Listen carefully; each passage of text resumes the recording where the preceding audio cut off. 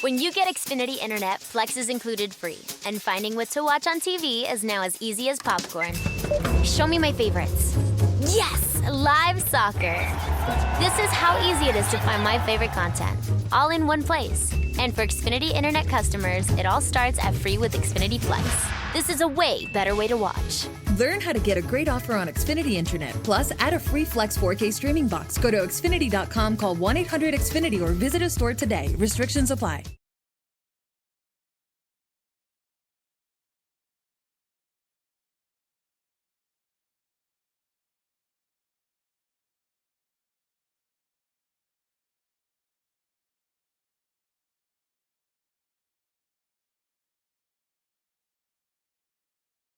G'day everyone and welcome to another edition of Tuesday Night Live, brought to you by Crowcast, of course. Lots to talk about. We're into the preliminary finals of the AFL Final Series for this year. There's been a few signings and a bit of action around Crows Land and a bit of interest in general draft and trading news as well. So without any further ado, why don't we just get stuck straight into it, shall we?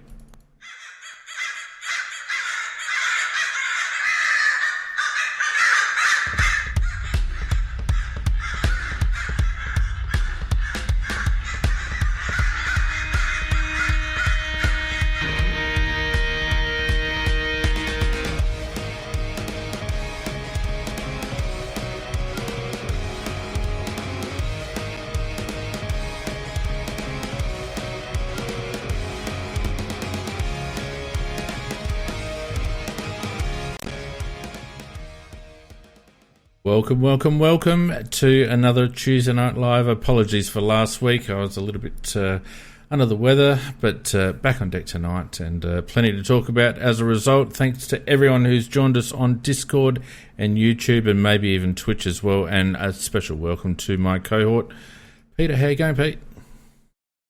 Pete, how are you this evening? I'm feeling very well. That's good to hear. Good to hear. Got through Father's Day unscathed.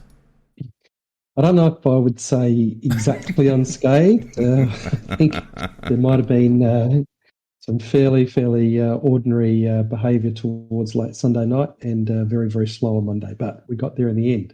Yeah. I think probably just a little bit throaty as well from the goings on Sunday. So it was a bit of a big day in the end. Yeah. Fair enough. Very good. How very about good. You?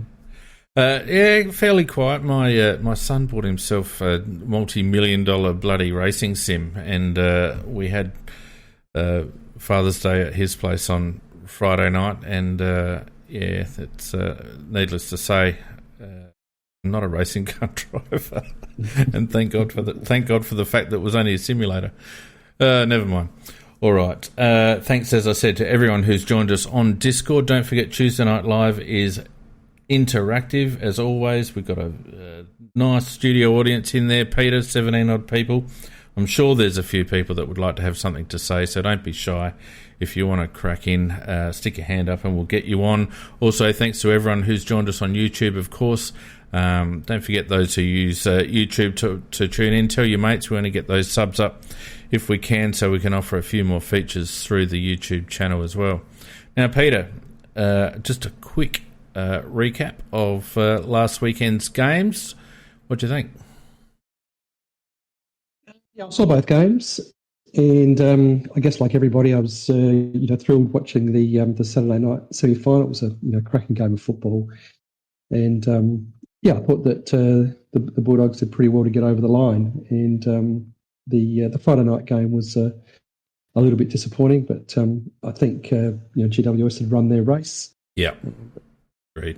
So anyway, it'll be interesting to see how they now match up in the prelim finals. I just can't help feeling. I mean, there's not always going to be a lot of sympathy coming out of Adelaide for the Western Bulldogs, is there? But I can't help but feeling a bit sympathetic that they've played the home final in Launceston, then they've had to go to Brisbane, then they have to go to Perth, and then they have to come back to Adelaide. It's just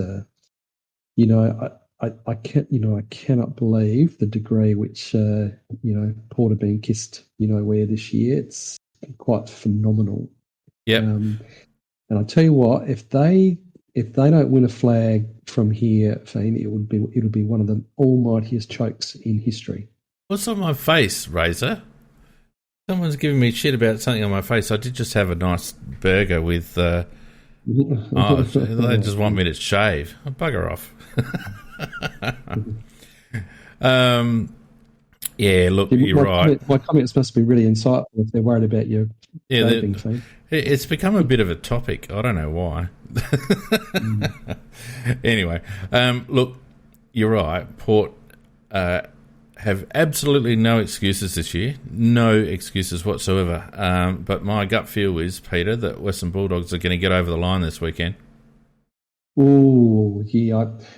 You know what? I was barracking for the Dogs over Brisbane for no other reason than I thought of the two teams. I thought they are the only one that could possibly pull that off. Yeah, I don't think Brisbane would have. I think Brisbane have pretty much spent their tickets and a few key outs as well in that team. But Bulldogs, notwithstanding the fact that Bontempelli is a bit sore and we wait to hear on Waitman, I don't think that's been sorted out yet, has it, Cody Waitman? Yeah, he's been withdrawn. Oh, he's been withdrawn, has he? Yeah, that was officially from the Bulldogs as well. So he's gone, Waitman's out. And, that'll hurt them a bit because he's a live wire up there. Oh, yeah, he brings great energy and, you know, and he kicks goals. He's been a good player, so... Yeah. And this is the thing with Port, you know, I mean, we see it. We seem to see it every week. There seems to be a star, whoever they're playing, star player out every week. Yeah, well, it's quite phenomenal. The big thing for the Bullies is that they're going to have to work out a way to contain the tall timber up forward. I think. I think they've got the midfield covered, and I think they've got enough weapons up forward to kick a score. But are they going to be able to cover the tall timber? Dixon, Marshall. Georgiadis, assuming he plays, there's a bit down there to combat overhead. There is, but I kind of I just really feel with Port that they stack that forward line with tools, and that really does seem to be the decoy, and they really do seem to get the damage that's done is done at ground level to me, and I think that that's actually if the boys are going to have a chance, then you know I think that there's a lot of ball that what those tools do for Port is they you know very very good at bringing the ball to ground level. But you see a lot of the goal kickers are they're smaller and medium sized players. Yeah, that's true. Rosie, Fantasia, Gray, these guys are the guys that kick through. You know, you don't often see Charlie kick 3, 4, or 5, or Marshall kick 3, 4, or 5. It's always those small, medium players. So I think the big guys are a bit of a decoy. And I think that while the attention is on them, I think those other guys feast. I reckon there's quite a bit of ground ball that goes on in that Port forward line. And a player who may have more influence than anybody else for the Western Bulldogs may well be Caleb Daniel. Yes. The way that he mops up back there at ground level and the way that he sets the Bulldogs up back there, he may be a player that actually benefits from that. And he could be a key player in the end, even though, you know, diminutive stature. Yeah, I was mentioning to Makarnicki on Sunday that I don't understand why teams don't put more work into Daniel because he really is the quarterback for them, cross halfback, cleans up everything. Him with nobody on him. I was watching it with my son, and we were just looking and seeing, you know, just floating around the contest, floating around the stoppage. There was no one within a bull's roar of him. Yeah. J&M asking why Peter's speaking in like he was in a library. I would imagine J&M that's because he's a very learned gentleman. And I probably got a little bit of voices sort of left me after my exploits down at McLaren Vale on Sunday, I have to say. Supposed to be a cultured event down there. The other interesting one will be how Port use Aaliyah because it's a little bit of a different setup for the Bulldogs. And they don't come in, you know, with that high ball very often. They usually run it right up to the 50, and it's a lot of, you know, a bit of Richmond about them, the way they get the ball forward, and that might not play into Aaliyah's hands. And I wonder whether they might actually stick Aaliyah a little bit deeper to be third man up against Norton, etc. A little bit deeper, because if he hangs around the 50, I reckon the ball's just going to keep getting kicked over his head. Yep. No, I think that's a quite a fair point, and they're really. I mean, in terms of what there is for the Bulldogs up forward, you're right. There's really only Norton. Shaki is really just a bit of a traffic cone, isn't he, up there? Yeah, pretty much. So, I mean, the only thing that I could, whether they get someone like a Shaki to try and run Aliir out the play, but I think Port would be too smart for that. And I think Aliir would be too smart a player for that. I think they're probably happy for Shaki to have a bit of time by himself anyway. So, you just call Ken Hinckley smart? That goes against the mantra of the Crowcast, mate. Come on. No, I think what I meant to say is Aliir himself would probably be too smart for that. Right. Okay. Yeah. It's only look. I mean, we can.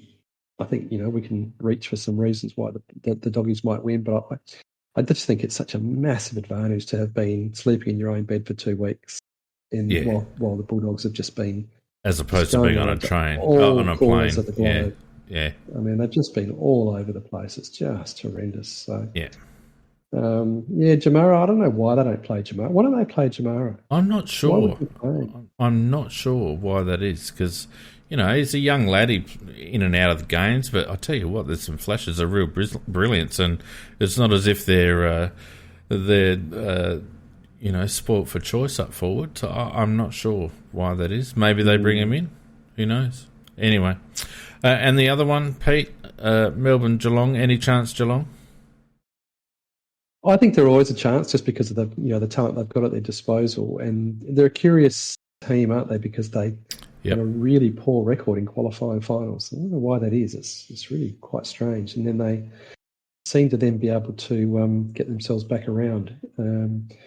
But I don't know. Melbourne have been in super hot form. But it was only 2 or 3 weeks ago that Geelong had them dead to rights in the last quarter of that game down at Cardinia Park. So really, for me, this is a much harder one to pick than the Port game. It is.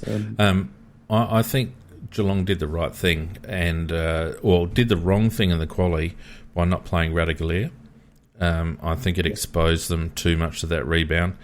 And when they played Radagalier last week, it looked a far better structure, and as a consequence, Hawkins got a bit loose, Cameron got a bit loose. Their spearheads all got involved, and I think the inclusion of Radagalier against Melbourne is going to, I would imagine, the aim would be to make Lever accountable. And once you make Lever accountable one-on-one, we know that he's not the greatest one-on-one player. And then it also knock-on pressure to Stephen May. So I think the battle's going to be lost for Geelong in the midfield. I just don't think that they have got the legs anymore and the grunt to go with Petrarca and Oliver. Assuming that those two play to their potential, Geelong's midfield looked decidedly one-paced, in my opinion. And they got a lot of ball from Zach Tui off half-back last week. And I don't... 31 odd touches I think Tui had. I don't think they're going to get the same service from Tui this week. So let me put this question to you. If we assume that Port and Melbourne go through... Yeah. And I think... And I think there's a story there just in terms of the bye week before the finals. It's amazing how... When they've removed that, we're back to 1 and 2, probably getting through, which is how it always used to be. That week by, you can't ignore the statistic that makes a massive difference in terms of teams getting from the lower part of the 8. But anyway, so let's just assume that those two teams get through. Let me put this to you. Yeah. Who out of the two teams gets more of an advantage of the way that the prelims are structured? Does Melbourne, the fact that they're there in Perth, that they get a game on the ground, that they then, that they've been there, they've been training there, or Port, getting over there and just having the one game there? Who do you think gets more of the advantage in the end?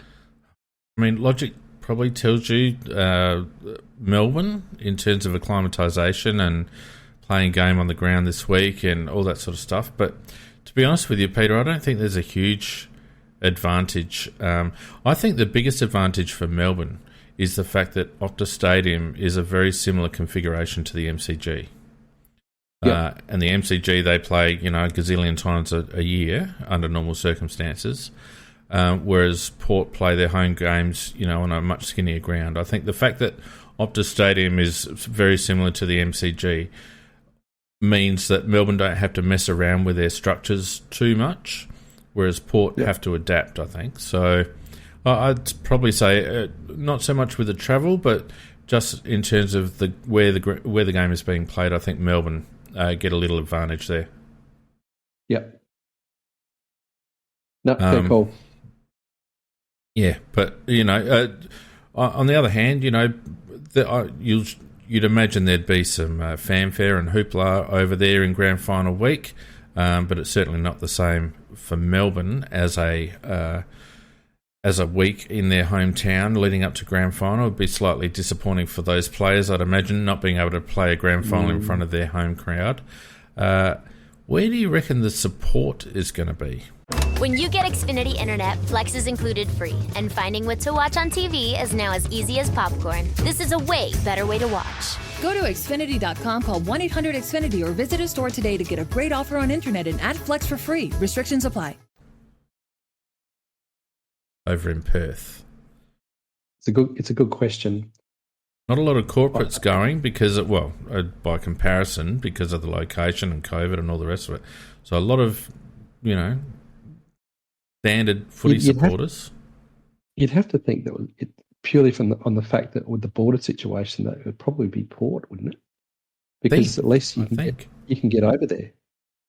Yeah, I think Port. Melbourne people can't get there. Yeah, and I wouldn't have thought there'd be too many expats from Melbourne living in Perth. So, and not too many Melbourne supporters living in Perth. I wouldn't have thought. So, I think that too. I think that the Port are going to have a slight advantage in terms of crowd support. How much difference, whether it makes a difference, who knows? But it's an interesting scenario, this grand final, and notwithstanding, I'd rather see Western Bulldogs in there instead of Port. I think, the good money's on Port Adelaide, of course. And it's about the first time I've ever barracked for Melbourne, I think. That's right. And, and this also plays into the narrative of, of this just being really like a once-in-a-lifetime opportunity for Port Adelaide. I mean, they should be playing Melbourne, in front of 110,000 people at the MCG, all screaming for Melbourne. Yeah. But they're going to get a neutral ground. They're going to get a prelim final against an opponent that has just had a ridiculous travel schedule that would never have otherwise happened. They've got a state premier who barracks for them and who'll, or happily pumped up the crowd number. Yeah, quite happily. We'll probably see 30,000 by the time the week's out. Yeah. So anyway, yeah, they'll still lose. I've got this feeling. Peter, that they'll still lose on Saturday night. Look, if they do, oh goodness me, there'll be some excitement in this house. Let me tell you. Oh, the Sunday Rap Show will just consist of laughter for an hour and a half. Anyway, all right. Moving on to Crows news, and of course we had the divisive signing of Matty Crouch. I'll tell you what I think, and you can tell me what you think. I reckon we ended up being caught a little bit between the devil and the deep blue sea, Pete. We lowballed him. My understanding is it's 450 by 2. And Matty obviously would have gone to the market on that one, and as a consequence of not getting much response from the rest of the AFL community, decided 450 by 2 was pretty good, and he took it. Still not bad money to play football, is it? No, especially when you hardly play. That's right. Yeah, look, I mean, in the end, as I said through the week, Shane, in the very, very narrow context of us calling the shots on that, I'm not completely unhappy with that, and also the fact that we do, as we talked about, that sort of 25, 26-year-old age bracket is a real issue for us. So it was one of those ones, wasn't it? That I saw it, and I thought, it is what it is, and I didn't feel violently sort of upset about it. But then if he'd gone, I wouldn't have shed a tear. Do you know what I mean? It's just one of those. I think, look, if you look at it positively, we have to sort of get back to thinking that, if he's fit and if he's motivated and he's there to play his best football, then he's an excellent player and could bring some value to an emerging midfield. Now I know there's always the argument, of course, that he's going to take midfield time then that needs to go to somebody else, but they've still got to have some experience in the guts. And I think that really what to me this signals is that we've got to get Rory Sloane out of the guts. He's got to. Someone's got to tap him on the shoulder and say, look, we need some time in there for emerging players. Is that going to happen? Bit of a discussion on Sunday with Macca regarding this. Considering, I know we had a very young set of emerging midfielders this season, and the match committee and the coaching staff could probably make a reasonable argument for running Keys, Laird, Sloane for the majority of the CBAs, with a little bit of Harry later on in the season. I don't know whether the same justification can be made next year. I think Harry needs to be a permanent starter in that midfield, and I think we need to start running Sam through there. And we've also got a pick 10, Lukey Pedler, who probably needs a run through there rather than off the graveyard half-forward line. Mm-hmm. Agreed. My fear with Crouch is that if he's fit, they'll play him. And if Sloaney's fit, they'll play him. And you tried telling Rory that he can't play midfield. And we've also got an All-Australian squad member in Rory Laird. So if he's fit, they'll play him. And we've got a runner-up in the best and fairest, Benny Keys. Him. All of a sudden, there's a sameness about that midfield again, Peter. Yeah, look, I agree. And I think that, we can only talk about that Matt Crouch signing in a positive light with conditions attached, can't we? We can't just, it's going to be great that Crouch is back. It's got to be that there's got to be there's got to be development through that midfield. And the worry, as you say, is it? I reckon it was it Alistair Clarkson that said this? Is that the problem with having experienced players? Yeah, you have to pick them. I read that today. So that is, look, that's an issue, and there'll be nobody, crappier than me. Then that if that's the way that it goes next year. So, but with that said, as you say, it was one of those. I think one of those things where we threw out the absolute minimum chips we thought he was worth, and for all we know, again, I'm trying to put a positive spin on it. Maybe he thinks, my reputation's been really tarnished by this. I've got to get myself back into the frame for a really good contract. Does it see off my career? I need to put in 2 really big years here, and we might get some benefit out of him because his value. He would be, he's a professional. He would be well aware, looking at himself in the mirror, that his standing, his reputation as an All-Australian club champion midfielder is rock bottom. Yeah. I think we moved heaven and earth to get him on the deck at the back end of the season for the very reason that we needed to show other clubs that he was capable of running out a game. And I think the fact that he basically couldn't was one of the main reasons why they all backed off. So you've got a situation where we've lowballed him. He's stayed on. We now would be looking to maximise his value, A, for the team, or B, next time round as a trade. And you can't do that with a guy playing in the twos. So, to my way of thinking, we're going to see a lot of Matty Crouch, and as you rightly pointed out, Macca said on the weekend, the real guy that needs to be moved out of there is Rory Sloane. Sloaney is the more versatile of the two. Matty's either in around the ball midfielder or he's nowhere. You get the feeling that Sloane can play off half forward, but then you're looking at, what does that mean for a guy like Braden Cook or Lachie Gallant? Yeah. Yep. It's a real juggling this act at is, the moment. It is, and I mean, you've got to have some experience in that side, because what you don't want is a Carlton Melbourne type rebuild where you just get rid of everybody and you end up winning one or two games a year. Mm. You want to be in that situation where you're still building a good culture down there. You're still you're winning a reasonable amount of games. You're not getting blown off the park every week, because then nobody gets anything out of that. So it's I can see what they're trying to do.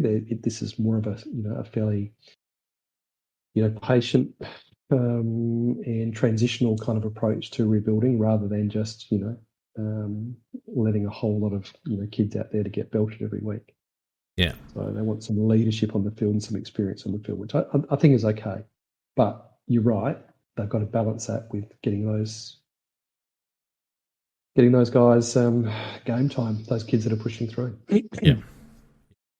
Interesting times ahead. Now, Peter, we also, because we missed last week, we probably need to spend a little bit of time talking about the under-19s game, SA versus WA, that occurred a couple of weekends ago. It was a disappointing result for South Australia, and not a huge showcase for the talents of the mainstays. How did you see that game?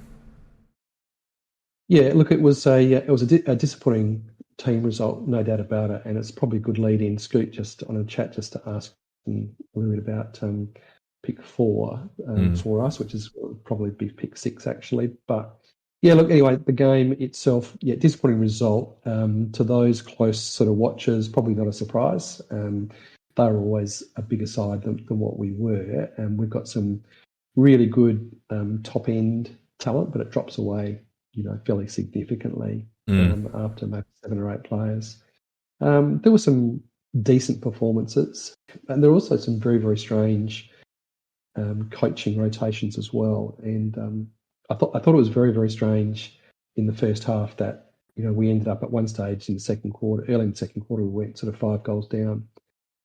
And then Matty Roberts just went to work, and he had a massive second quarter. Yeah, he really did, and he got us back.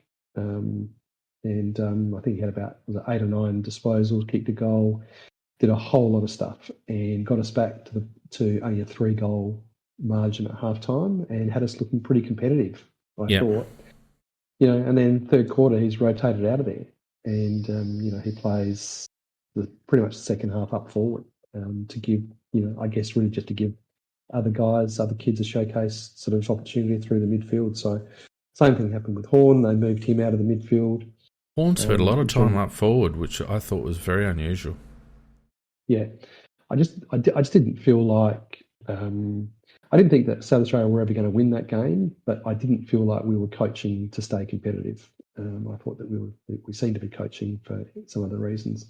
Barty Magic, Wangani Malira was he was brilliant. Some of his movement in traffic was incredibly smooth. So he's certainly one to watch out for. He'll be on the rise. And Lewis Rayson, I thought, had a really good game. I was just about to say Rayson got into the game really well, I thought. Yeah. I posted some stats on the chat here, and in terms of we don't always look at stats, do we? But in terms of statistical rankings, Roberts was the highest ranking player on the ground. Of his 24 possessions, Lewis Rayson hit 21 targets. It's not bad going, is it? Yeah. Well, considering there has been a knock on his disposal.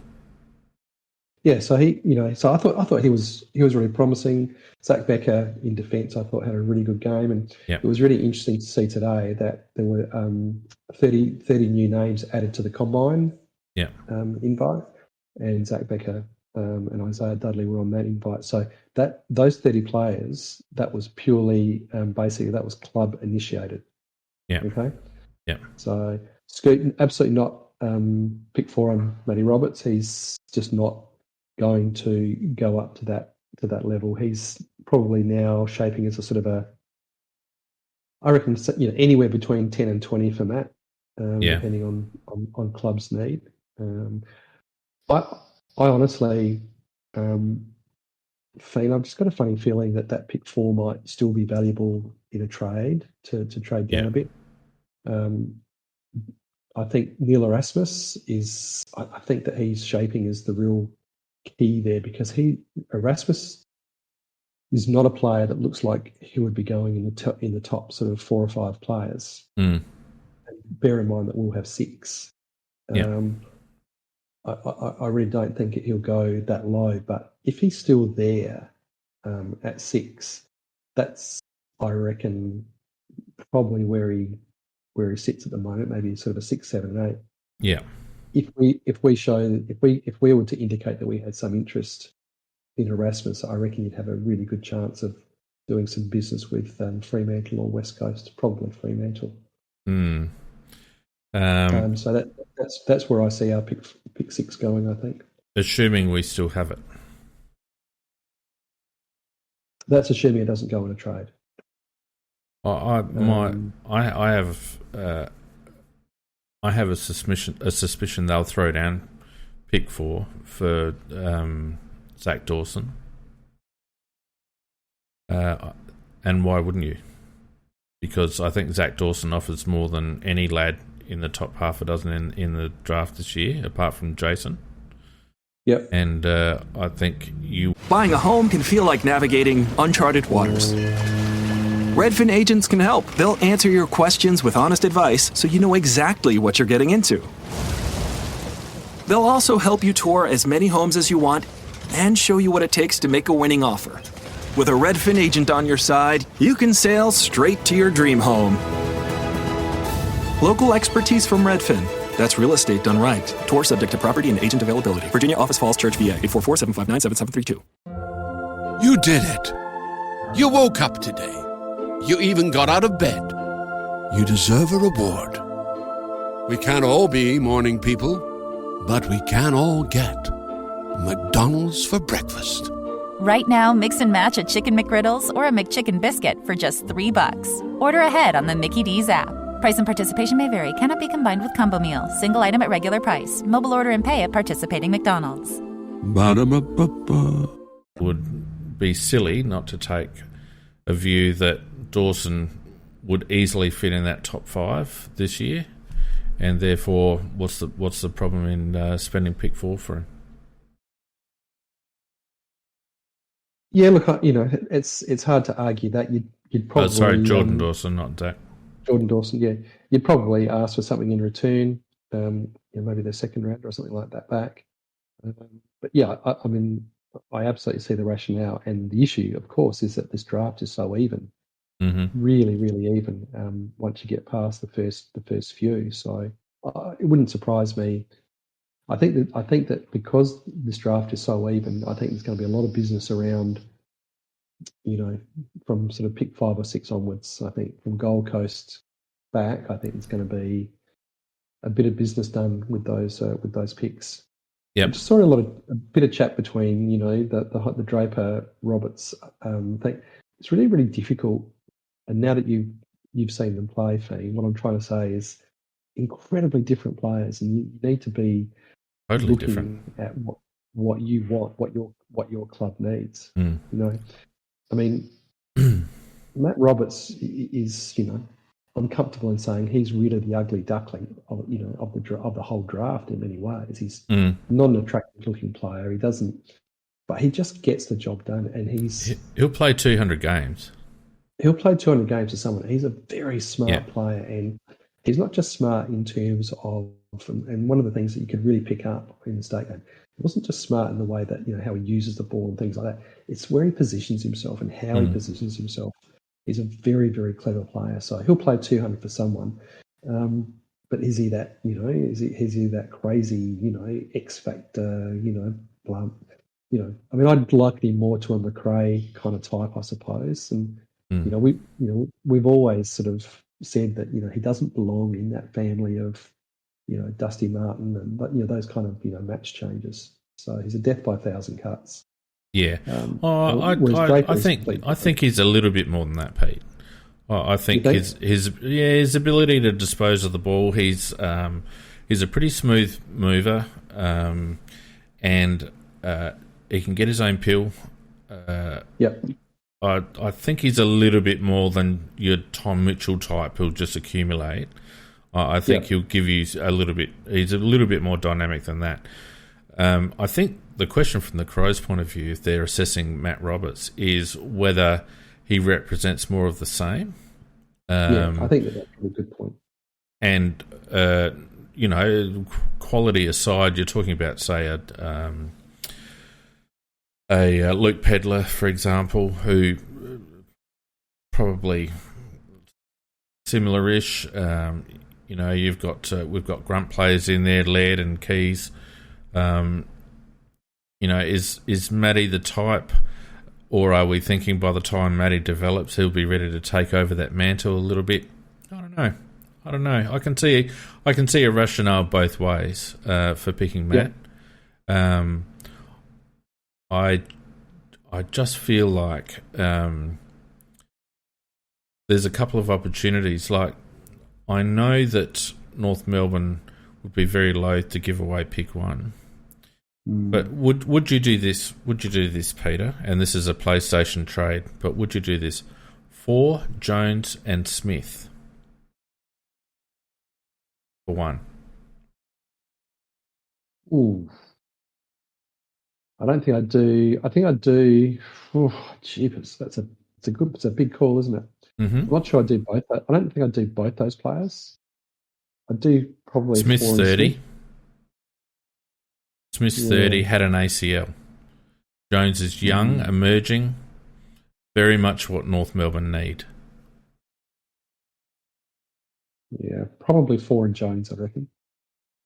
I don't reckon that gets it done. You don't think? I don't think so. I think you've got to make... To get North to get rid of 1, you've got to give them an offer too good to refuse. An ex-All-Australian, an emerging running half-back that hits the ball hard and runs in straight lines and can dispose of the ball, plus pick 4, in the knowledge that there's still going to be lots of good midfield talent around at that pick. That's what I'd be... And they actually have some really good young mids now, North Melbourne. They have some of the best young mids in the comp. Yeah. So Phillips play. Yeah. So I mean, you're offering them 2 running half-backs basically. Yeah. For 2 running half-backs for a 3-point drop on the draft table. Yeah. I know we should. I know Jones is going well, Surfs Oz, but you've got to give something to get something. And if we feel strongly enough about Jason Horn Francis, then I think we need to offer them something that they can't refuse. And given our profile at the moment, and the fact that we're going to be a little bit squeezed for space on our list, dropping 2 players in a trade isn't a terrible thing. What about 1990s suggestion about Riley O'Brien with Goldstein getting older? Yep. 100%. Wouldn't even blink. Yeah. But again, I think it would take a second player. Yeah. But I'd happily throw in O'Brien and Jones. I don't think O'Brien and Smith would get it done. But I reckon O'Brien and Jones might. Good call, but yeah, you're absolutely spot on. You can't just turn up and say, here's some bits and pieces, 2 Commodores for a Ferrari. It's not going to work. So, and also that, because that this was the whole thing about, which is the point that you made a couple of weeks ago, Thane, about losing pick 2, is that pick 4, which is actually going to be pick 6, you lose that dynamic position of saying, well, we'll take Horn, but you can still take Callaghan. Yeah. Oh, it's done so much damage to us. The coaching panel and the match committee would have been happy with that final win and happy with the win against Hawthorn, but JR and his troops in the list management committee would have been punching the walls, I reckon. Bobby Brady talking about Fisher Mackesy. Now there's one. there's Yep. one that there's a player that North need. Yep, but the problem with Fish is he's shown nothing. So in the open market, would you even get a second round pick for Fisher Maxey? I don't think you would. I don't think you would. I think you get a third. So when you're talking about dealing with him, he's not quite steak knives, but he's certainly cream on. Like, he would be the player that you chuck in to get something over the line. You know what I mean? Like, if there's a bit of a stalemate, all right, we'll chuck in Fisher Maxey as well. You know what I mean? I don't think he's enticing. I think Chase Jones would be really enticing for a lot of teams that lack a little bit of pace and ability to cover small forwards down back. And there's half a dozen teams in that boat. St Kilda would be in that boat. Not that they've really got anything that we want. But I think North are also in that boat. And that's why I'd chuck him on the table. That's a fair call. Because I think that, once you get past, the two, there's, Dacos and Darcy and Horn and Callaghan. That's those four players. Yeah. Then you really, once you get to Gold Coast pick 5 and us at pick 6, you could just throw a blanket over it, to be honest, and it'll boil down to need. Yeah. Yeah. Is what it'll boil down to.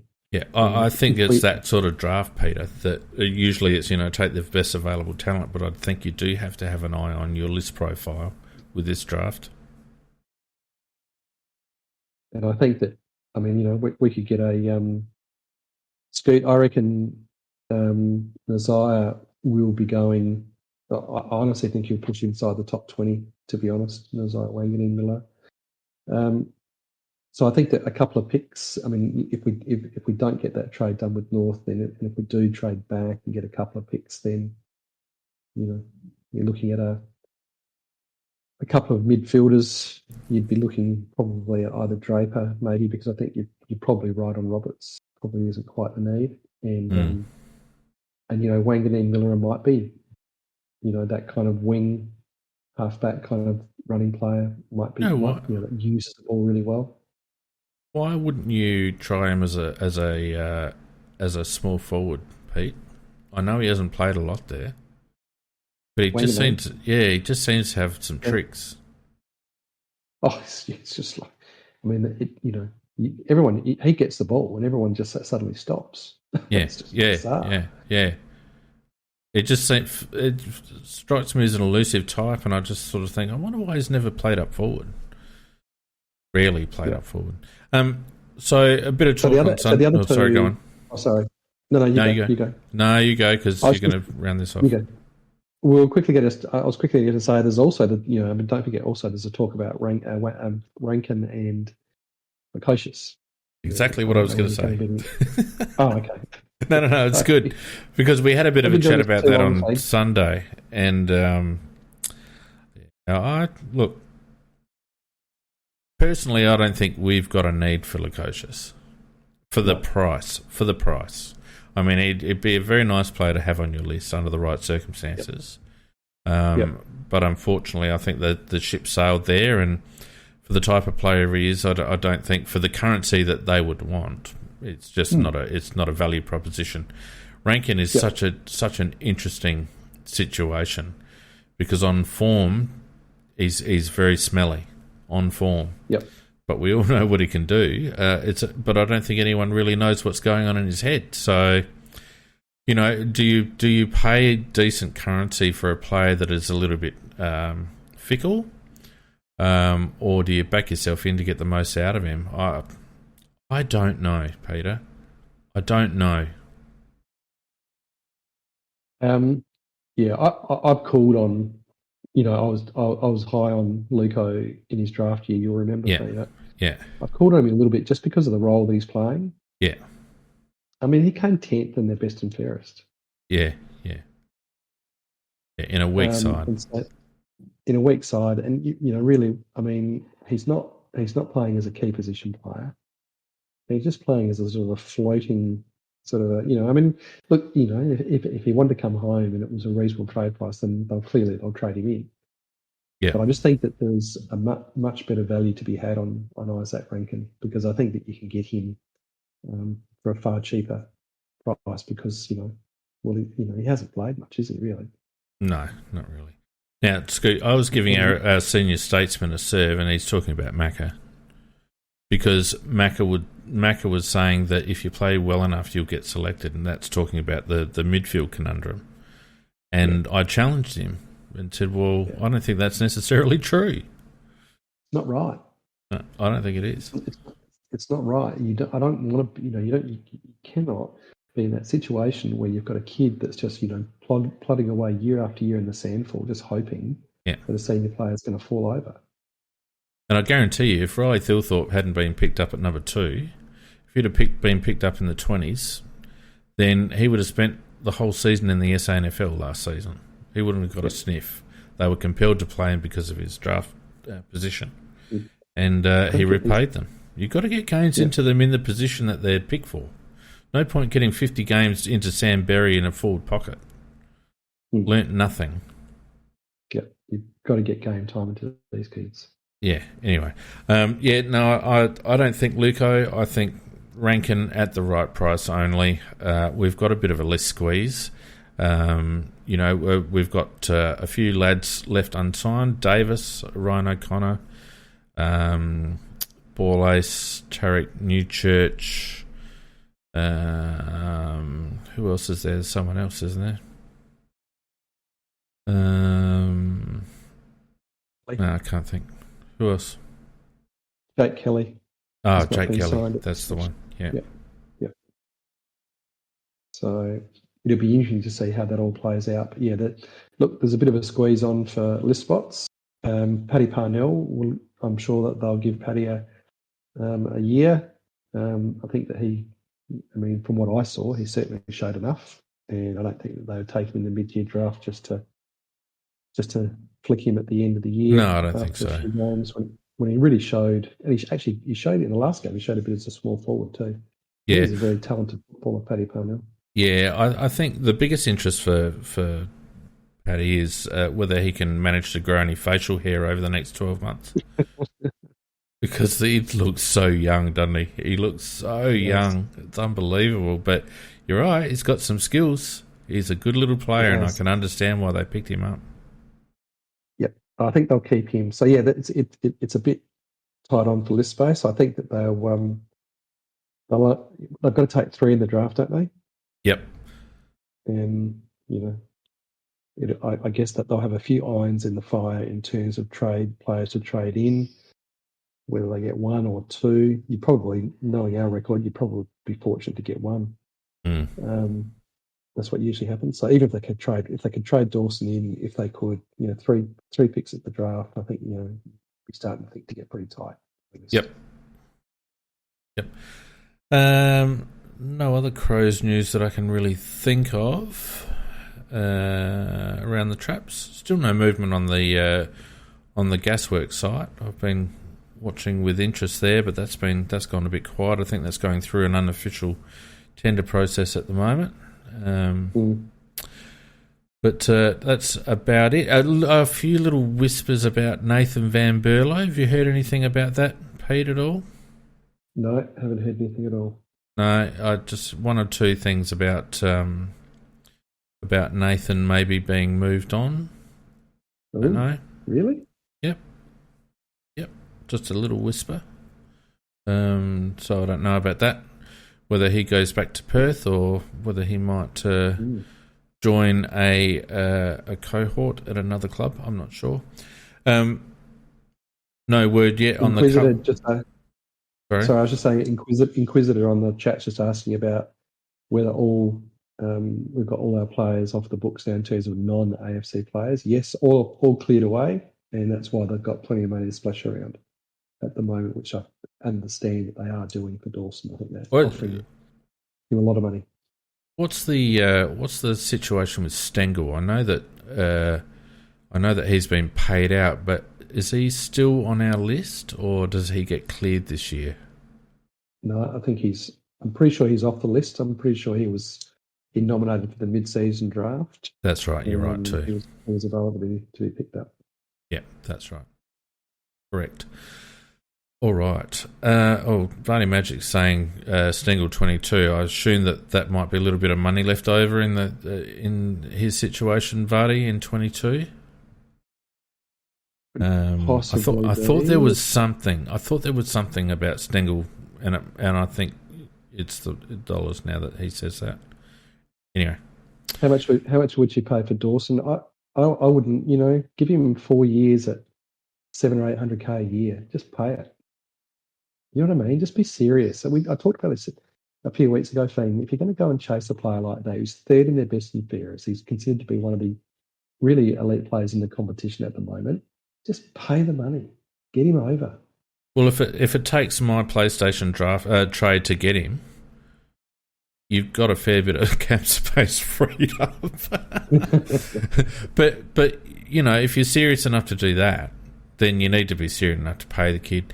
I think Adelaide's, and we've talked about this in previous years, Pete, I think Adelaide's pay strategy is wrong. I think this flat structure that we've had totally ignores the fact that we need to be able to attract good interstate talent, and the only way you do that is with a structure that recognises that players coming from interstate are in some way, whether we like it or not, making a sacrifice to play here. Whereas the second and third tier players on our list, many of whom are South Australian, are not. And I think if those players want to be in a winning club, they need to be prepared for the fact that kids like Zach Dawson, oh my God, what's going on? Jordan Dawson. Kids like Jordan Dawson are going to have to be paid a premium. I'd happily pay Dawson $750 a year over 4. Happily. Yeah, easy. I'd pay him $800, to be honest. Yeah, I'd probably go to 8 without even thinking about it. Yep, I think you just pay what you need to pay to get the player you want. And I've said this over and over. It's the same in a trade or a draft situation. You recognise, you identify the players that you want, and then you do what you have to do to get them. This thing of attaching value to a number on a draft board is flawed. And I think it's the same in a trade. If you want a player, if you pinpoint that's the player that we need to top up our midfield or bolster our defence or kick us some goals, it doesn't matter what it costs, because it's the outcome you've got to be focused on, not the cost. It's the outcome.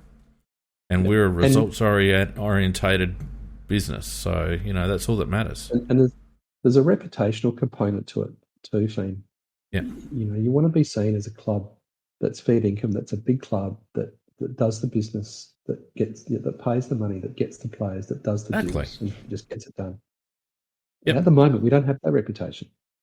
No, because of this stupid flat pay structure and honouring seniority with massive long contracts like we gave Sloaney. Yeah. Yep. And I think that we've signalled the end of that now with Matt. Let's hope so. Now, the last thing I want to talk about, just real quick, have you got any word at all on Burgess? Obviously, that's gone a bit quiet because Melbourne have progressed. Do you think that's still on? Well, I mean, I only know what you're seeing and reading. I mean, the last time I saw anything about it was Caroline Wilson saying that it was done. It was, and she's pretty good. She went pretty hard with Neil Baum though too, didn't she? Yeah, scary, isn't it? So you just got to keep. I think we've just got to keep our fingers crossed there, mate, and hope that I'm happy for Melbourne to still be in it at the moment because I think they're the only team that can knock off Port. Yeah, but I'd like to see them out ASAP so that we can get that settled because he'll be with them till the end. And that's fair enough. Yeah. Any comment on the Baum fiasco? Just, I mean, you and Buddy Magic know that I completely lost my shit and melted down about it. Did you? I was just so annoyed. And I was just a little bit annoyed I just felt that we could have managed to. I mean, I'm not saying that in terms of the appointment itself that we could have done any more or less than what we did, but I just feel like when there was, people in the media are out there just saying this is a done deal, I thought that there was probably an opportunity for the club to get on the front foot and just say, look, just to confirm, we're still going through a process, blah, blah, blah, blah, blah. Do you know what I mean? Just manage the expectation, that's all.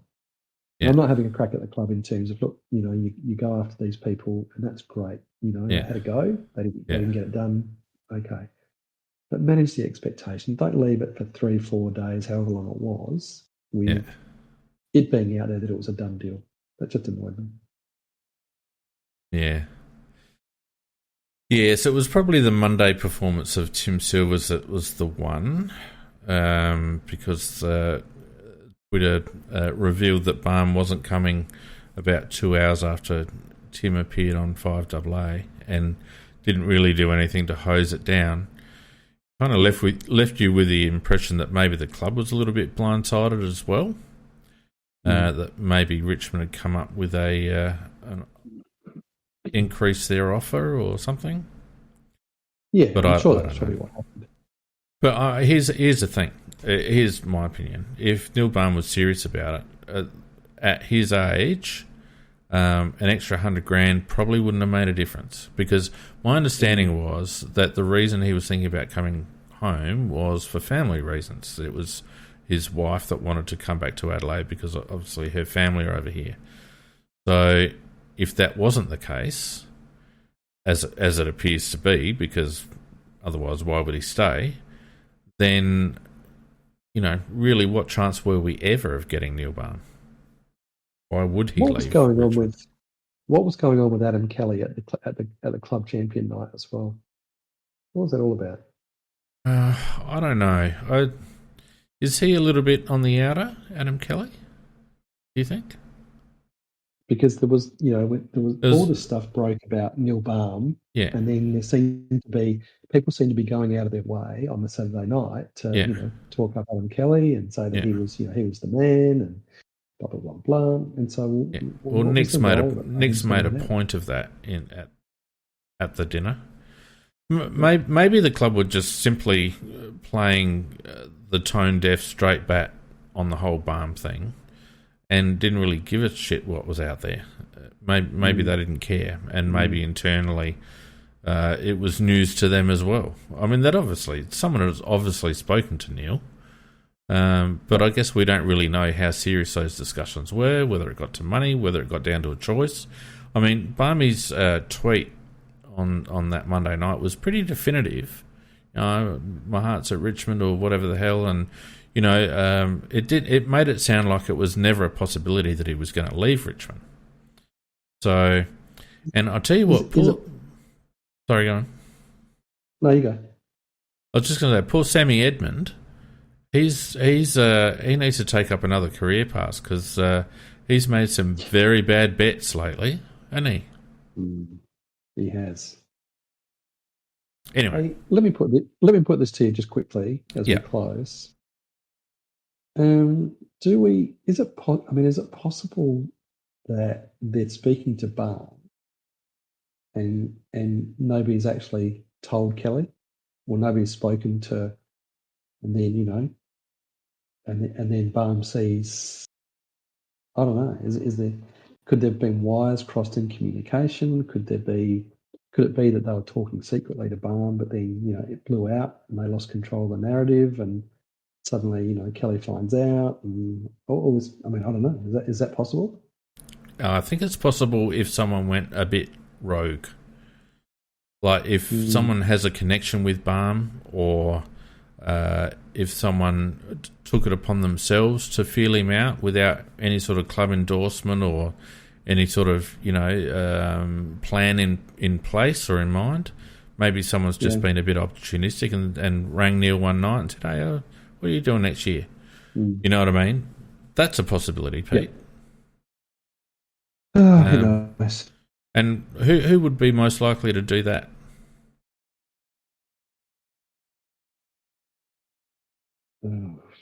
Who's gone out in the past and sourced external candidates for positions, and who's done that before? The big man. Yeah. The big man in town. That's right. Yeah, I'll just ring up my old mate Barmy. Anyway, didn't happen.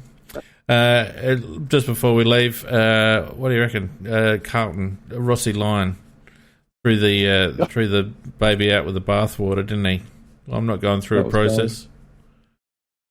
He's a funny man, old Ross Lyon, isn't he? Oh, isn't he? Yeah. Any chance Clarkson still, or do you reckon he's on ice for Gold Coast? No, on ice for the Gold Coast. That's me. I'm going to stick with that.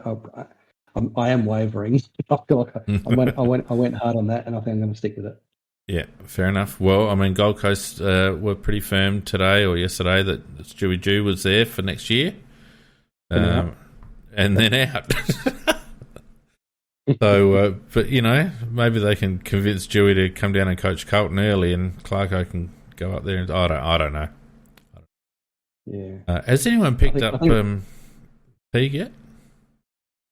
No, I don't think so. I think Rossi's got a very, very high opinion of himself, perhaps a little bit higher than maybe what other people have got, I think. Yes, 100%. And interesting that the... sorry, go on. Maybe coaching 2 losing grand finals isn't as attractive as what he thinks it is. Yes, no, that's right. And stabbing a few people in the back along the way. And I noticed that the president of Carlton stepped down not long after that all went down too. So, and I think he was the one that was talking to Rossi in the first place. Anyway, Carlton's a basket case. There'll always be a basket case. Who'd want to coach that bloody team? Their list is an absolute disaster. If I was a coach in waiting, I'd be saying, no, let someone else clean up that mess and I'll come in over the top in a few years' time when it's looking half decent. Exactly. Peter, I reckon that's all we've got. Thanks to everyone who's joined us on... Yeah, I think we got there. Thanks to everyone who's joined us on Discord. Sorry we didn't get anyone on tonight. I think there was 1 or 2 hands up at various stages, but we got through a fair amount of stuff. Also, thanks to everyone who's joined us on YouTube. Don't forget, if you want to support us, you can go to patreon.com/AFLcrowcast. All your support is appreciated. Nicky Macca and myself will be back on Sunday night to review the 2 preliminary finals. And Peter, do you want to come back next week and have another Tuesday Night Live? I think we'll go another one. Let's go another one. All right, we'll go another one. Until then, until Sunday, thanks everyone. Stay safe, and we will see you on Sunday. Cheers, mate. Cheers, everyone.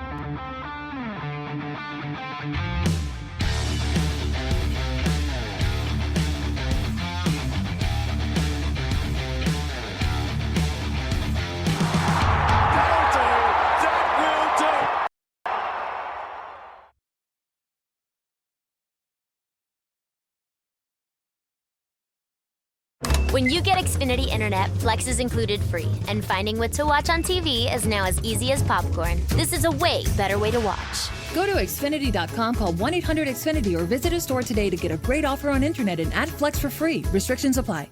When you get Xfinity Internet, Flex is included free, and finding what to watch on TV is now as easy as popcorn. This is a way better way to watch. Go to Xfinity.com, call 1-800-XFINITY, or visit a store today to get a great offer on internet and add Flex for free. Restrictions apply.